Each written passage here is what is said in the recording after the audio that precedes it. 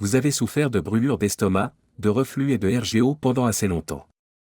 Je vais entrer un peu dans les détails dans cette vidéo pour vous dire comment vous pouvez obtenir un soulagement immédiat, comment vous pouvez vous débarrasser de cette pilule quotidienne, et comment vous pouvez essentiellement régler ou guérir vos symptômes de brûlures d'estomac à partir d'aujourd'hui. Si vous connaissez quelqu'un qui souffre quotidiennement de brûlures d'estomac, de reflux gastrique ou de RGO, n'hésitez pas à lui faire part de ces informations sur les réseaux sociaux. Parce que de nombreuses personnes en souffrent. Et ce n'est pas seulement une douleur quotidienne intense, c'est aussi un risque accru de cancer de l'ésophage. Il s'agit donc d'un problème majeur. N'hésitez donc pas à partager cette information si vous connaissez quelqu'un dans cette situation. Parlons maintenant de la raison pour laquelle vous voulez vous débarrasser de votre pilule quotidienne. Si vous prenez du Prévacid, du Nexium, du Prilosec, du Pepcid, du Zantac ou l'un de ces médicaments, ils bloquent les cellules productrices d'acide dans votre estomac. L'un d'eux est un inhibiteur de la pompe à protons. L'autre est un inhibiteur H2. Voici pourquoi c'est mauvais, votre estomac est censé contenir de l'acide. C'est ainsi que, premièrement, vous digérez vos aliments et, deuxièmement, que vous protégez votre intestin des mauvaises bactéries. Le pH de l'estomac est très bas, entre 1 et 3. C'est très, très bas, très acide. Cet acide est censé être là. Vous avez peut-être vu les publicités sur les brûlures d'estomac et vous vous êtes dit, il faut que je bloque l'acide. L'acide, c'est mauvais. Vous savez, si vous mettez de l'acide sur votre main ou dans votre œil, c'est très, très mauvais. Mais dans l'estomac, un acide très fort est bon. C'est ce qu'il faut. C'est ainsi que vous digérez vos aliments. Et c'est une barrière qui empêche les mauvaises bactéries d'entrer dans votre corps. Par conséquent, si vous prenez l'un de ces médicaments, il est préférable de les réduire et de les arrêter. Vous ne pouvez pas les arrêter tous en même temps. Si vous le faites, vous aurez de graves reflux, de graves brûlures d'estomac. La plupart des gens doivent donc commencer à prendre ces médicaments tous les 2 jours pendant qu'ils mettent en œuvre les autres stratégies que je vais énumérer dans cette vidéo. Ensuite, vous pourrez peut-être passer à 1 jour sur 2, voire 1 jour sur 3. Et à l'avenir, lorsque vous aurez une poussée sévère de brûlure d'estomac, jusqu'aux 7 solutions permanentes dont je parlerai plus loin dans cette vidéo. Tant que vous n'aurez pas mis en œuvre ces solutions, vous devrez peut-être prendre votre Nexium ou votre Pepcid pendant 3, 4 ou 5 jours d'affilée. Puis vous devrez arrêter. Vous ne voulez pas prendre ce médicament pour toujours. En effet, lorsqu'il bloque chroniquement l'acidité de l'estomac, vous ne pouvez pas absorber les minéraux, les vitamines et les autres nutriments, car c'est l'acidité qui vous aide à les absorber. Vous les décomposez pour pouvoir les absorber. Et si vous avez bloqué tout l'acide gastrique, c'est un problème. Cela peut entraîner un risque accru de pneumonie. Il peut entraîner un risque accru d'ostéoporose. Et il peut même entraîner une démence comme la maladie d'Alzheimer. Oui, prendre ces médicaments tous les jours pendant des années peut augmenter le risque de démence d'Alzheimer. Ce n'est pas rien. Il ne faut donc pas en prendre si ce n'est pas nécessaire. Il n'y a pas de problème à les prendre pendant 1 semaine ou 2 semaines, ou de temps en temps. Ils sont parfaitement sûrs si vous les prenez de cette manière. Mais de nombreuses personnes se sont habituées à prendre ces pilules tous les jours et les prennent sans réfléchir. C'est un mauvais plan. S'il vous plaît, essayez d'y mettre un terme. Comme je l'ai dit, votre estomac est censé être rempli d'acide très fort en permanence. Il contient en fait une couche de morve qui recouvre l'intérieur de l'estomac et protège la chair de l'estomac de l'acide. Votre estomac est donc parfaitement satisfait d'avoir un acide avec un pH de 2 toute la journée, tous les jours, pendant toute votre vie. Il adore cela. Ce n'est pas un problème pour votre estomac. L'ésophage, qui est le tube alimentaire qui va de la bouche à l'estomac, est conçu pour supporter des éclaboussures occasionnelles de cet acide. Mais il n'est pas fait pour être touché en permanence par cet acide. Il a un peu de couche de morve, mais pas beaucoup. Ainsi, si vous avez trop d'éclaboussures d'acide, vous commencerez à avoir des brûlures d'estomac classiques. C'est pourquoi nous devons faire en sorte que la pression de l'estomac reste basse. Nous devons faire en sorte que le pH de l'ésophage soit un peu plus élevé, afin qu'il ne soit pas trop bas ou trop acide. Et nous devons faire en sorte que les bactéries intestinales soient correctement gérées. C'est ce que nous essayons de faire. Parlons maintenant des solutions temporaires. Si vous souffrez de brûlures d'estomac en ce moment, voici une liste de choses que vous pouvez faire dès maintenant pour améliorer vos brûlures d'estomac. Il ne s'agit pas de solutions à long terme. Il ne s'agit pas de choses qui vont régler le problème de façon permanente. Elles vous aideront simplement à l'heure actuelle. D'accord, nous y voilà. La première chose dont vous avez probablement déjà entendu parler est le vinaigre de cidre de pomme. Il faut choisir le vrai vinaigre de cidre de pomme avec l'amer, c'est-à-dire la substance trouble qui se trouve dans le fond. Vous pouvez en boire une gorgée, en prendre une dose ou en diluer 2 cuillères à soupe dans un verre d'eau, comme je le fais. D'une manière ou d'une autre, cela vous aidera immédiatement à améliorer vos brûlures cardiaques. Vous pouvez mâcher du chewing-gum. Chez certaines personnes, le fait de mâcher du chewing-gum améliore les brûlures cardiaques. C'est une bonne solution temporaire. Vous pouvez trouver des produits à mâcher à base de réglisse. La réglisse semble très bien enrober l'ésophage. Ainsi, les chics de réglisse ou les chewing-gums. Le bicarbonate de soude, une cuillère à soupe de bicarbonate de soude. Si vous le mettez dans un verre d'eau, cela calmera les symptômes, car le bicarbonate de soude a un pH de 7. Ainsi, lorsque vous buvez ce produit, en recouvrant l'ésophage, il va augmenter le pH et diluer l'acide dans l'ésophage. Il augmente également le pH de l'estomac, ce qui revient à dire que nous voulons un pH très bas. Nous voulons un acide fort dans notre estomac. Ainsi, si vous utilisez du bicarbonate de soude 3 fois par jour, ce n'est pas une bonne solution. Car là encore, vous n'absorberez pas vos vitamines et vos minéraux. Mâchez un petit morceau de racine de gingembre. C'est une excellente stratégie. Beaucoup de personnes souffrant de reflux chronique ou de brûlure d'estomac gardent un morceau de racine de gingembre dans le réfrigérateur et en coupent un tout petit morceau qu'elles mâchent lorsqu'elles ont des brûlures d'estomac. Cela fonctionne très bien. Autre chose, lorsque j'avais des brûlures d'estomac chroniques tous les jours, si je prenais une pincée de vrai sel, ou simplement de sel de mer non transformé, et que je la mettais sur ma langue, les brûlures d'estomac s'atténuaient considérablement. Je ne sais pas exactement comment cela fonctionne, mais je sais que c'est le cas. Voilà donc quelques mesures que vous pouvez prendre dès maintenant pour soulager vos brûlures d'estomac. Mais je veux remédier à vos brûlures d'estomac à long terme. C'est pourquoi je m'apprête à vous donner cette façon de soigner les brûlures d'estomac, car c'est ce que nous essayons de faire ici. Voici donc la liste des 7 solutions ou remèdes à long terme. Cependant, vous devez y penser pour vos brûlures d'estomac sévères, votre reflux, votre RGO. Tout d'abord, il faut adopter un régime alimentaire très peu inflammatoire. À l'époque où je buvais du lait et mangeais beaucoup de céréales, j'avais toujours de terribles brûlures d'estomac. Je devais prendre quelque chose tous les jours contre mes brûlures d'estomac.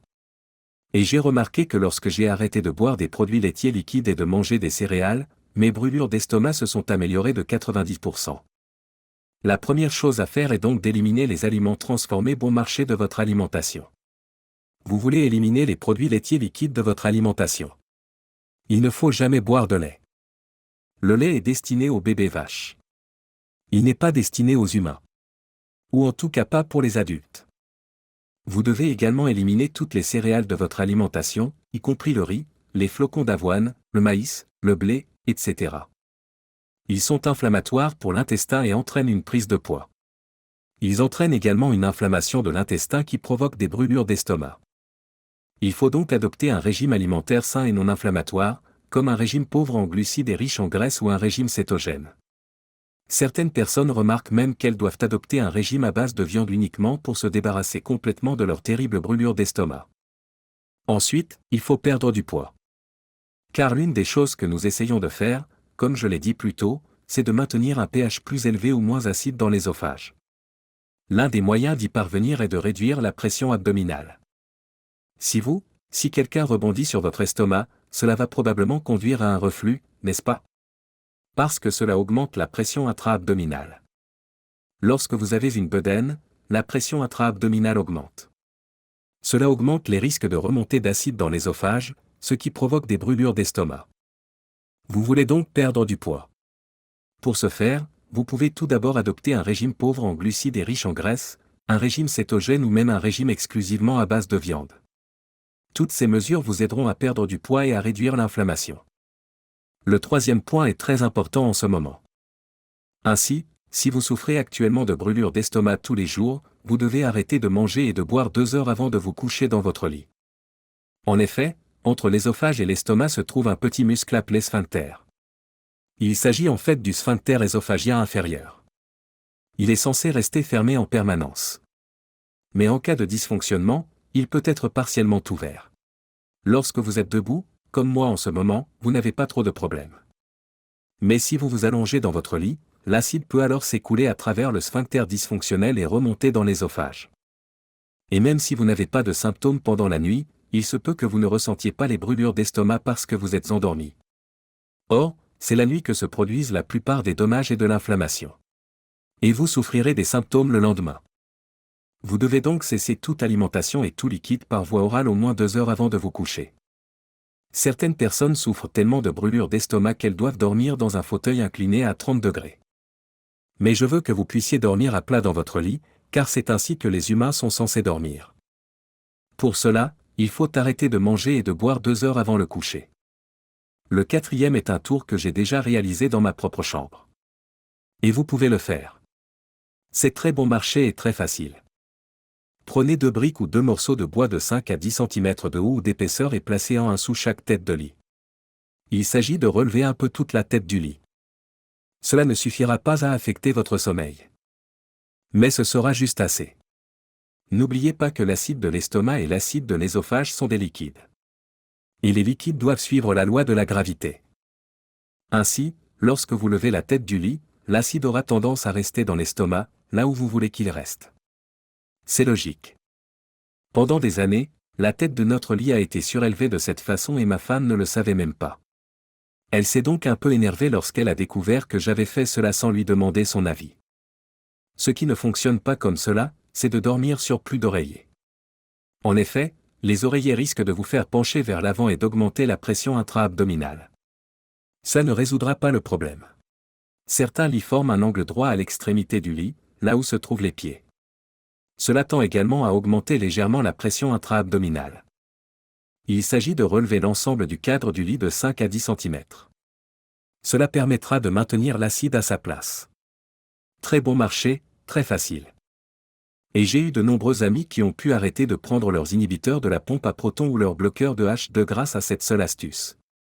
Le simple fait de surélever la tête de leur lit leur a permis d'économiser des centaines d'euros et de se prémunir contre l'ostéoporose, la pneumonie et la démence d'Alzheimer. Le suivant, c'est vous, si vous êtes fumeur, et je sais que vous ne voulez pas entendre cela, vous devez arrêter de fumer. Le tabagisme enflamme et irrite la paroi de l'estomac. Il détend également le sphincter dont nous avons parlé, ce qui augmente le risque de projection d'acide dans l'ésophage ou de fuite dans l'ésophage lorsque l'on est allongé la nuit. Il faut que tu arrêtes de fumer. Il faut que tu arrêtes de fumer. Tu dois arrêter ça. 3 choses permettent de détendre le sphincter. Lorsque vous avalez, les contractions et les relaxations musculaires involontaires, semblables à des vagues, qui font passer les aliments et les liquides dans vos organes tubulaires, provoquent l'ouverture de l'ésophage. C'est normal. C'est ce qu'il est censé faire. Mais ensuite, l'ésophage est censé se refermer. 3 substances le détendent et le font rester ouvert alors qu'il ne devrait pas l'être. Il s'agit de la nicotine, arrêtez de fumer, de la caféine, oui, je sais, c'est vrai. Alors peut-être que l'excès de caféine fait partie de votre problème. Et enfin, l'alcool. L'excès d'alcool peut certainement entraîner des brûlures d'estomac et des reflux. Ainsi, au moins pour l'instant, jusqu'à ce que vous ayez trouvé une solution à long terme, vous devrez peut-être arrêter la nicotine. Mais il se peut que vous deviez arrêter temporairement la caféine et l'alcool jusqu'à ce que vous utilisiez certaines de ces autres stratégies pour guérir définitivement vos brûlures d'estomac. Ensuite, vous pourrez peut-être recommencer à boire une boisson alcoolisée de temps en temps ou à prendre un café le matin. Mais pour l'instant, vous pouvez arrêter ces produits, mais vous devez absolument arrêter de fumer. Allez, allez, allez. Allez, allez.